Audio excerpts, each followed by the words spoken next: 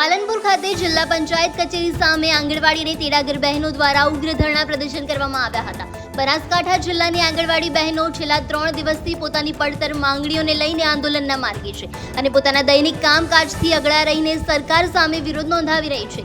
બહેનો દ્વારા સ્પષ્ટપણે ચીમકી ઉચ્ચારવામાં આવી છે કે જ્યાં સુધી તેમની માંગણીઓ સંતોષકારક રીતે નહીં સ્વીકારવામાં આવે ત્યાં સુધી આ હડતાલ યથાવત રહેશે। આંગણવાડીઓ બહેનોનું કહેવું છે કે તેમની ઉપર કામગીરીનું ભારણ દિવસે ને દિવસે વધતું જાય છે, જ્યારે સરકાર દ્વારા જરૂરી સુવિધાઓ પૂરી પાડવામાં આવતી નથી। બહેનોના જણાવ્યા મુજબ તેમને ઓનલાઈન કામગીરી માટે દબાણ કરવામાં આવે છે, પરંતુ સરકાર તરફથી ફોન અથવા જરૂરી સાધનો આપવામાં આવ્યા નથી, જેથી બહેનો દ્વારા કામગીરીનું ભારણ ઘટાડવા અને જરૂરી સુવિધાઓ પૂરી પાડવાની માંગ સાથે જિલ્લા પંચાયત સમક્ષ ધરણા પ્રદર્શન કરીને પોતાની વ્યથા વ્યક્ત કરવામાં આવી હતી। અમારી માંગણી એ છે કે સરકારશ્રીમાં જે પણ મુદ્દા મૂક્યા છે અમે એ અમારા 8 મુદ્દા સંતોષે અને હાઈકોર્ટનો જે નિર્ણય છે એ નિર્ણયને માન્ય રાખે અને ખાસ મોબાઈલની કામગીરી બહુ ભારણરૂપ થઈ રહી છે, તો એ મોબાઈલની કામગીરી ઓછી કરે અને અમારી બહેનો જે અત્યારે હડતાલ ઉપર છે એ હડતાલ અચોક્કસ મુદ્દતની છે। જ્યાં સુધી અમારી માંગણીઓ નહીં સંતોષાય ત્યાં સુધી આ હડતાલ ચાલુ રહેશે। હું આંગણવાડી વર્કર છું। અમે 3 દિવસથી અહીંયા હડતાલ ઉપર ઉતરેલા છે। તમામ બહેનો અમે બગીચામાં અહીંયા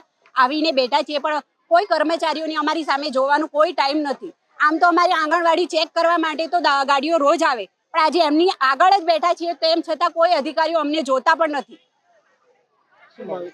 અમારી માંગણી એ છે કે જે ઓનલાઈન કામગીરીઓ આવી છે, એવીટી છે, FRA છે, એ તમામ કામગીરીઓ હવે બંધ કરો અને અમારી જે મેઇન હેતુ છે કે બાળકોને પૂર્વ પ્રાથમિક શિક્ષણ અને પૂરક પોષણ આહાર આપવાનું, એ કામગીરી અમને અમારું કરવા દો।